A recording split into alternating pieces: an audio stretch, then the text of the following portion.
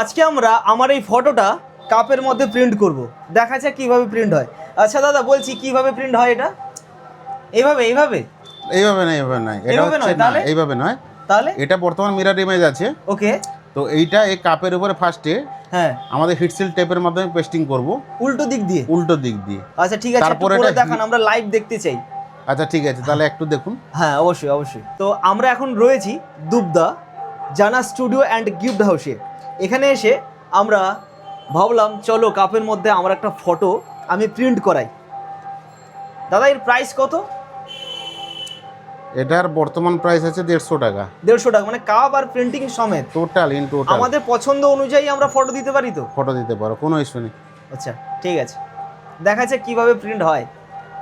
বর্তমান এই যে আমরা টেপ দিয়ে সিল করে দিয়েছি ফটোটাকে। এইভাবে সিল করে দিতে হবে তো? হুম। এরপর আপনাদের এই হিট মেশিনে? হ্যাঁ, এবারে হিট মেশিনে প্রথম মেশিনটাকে হিট করে নিতে হবে।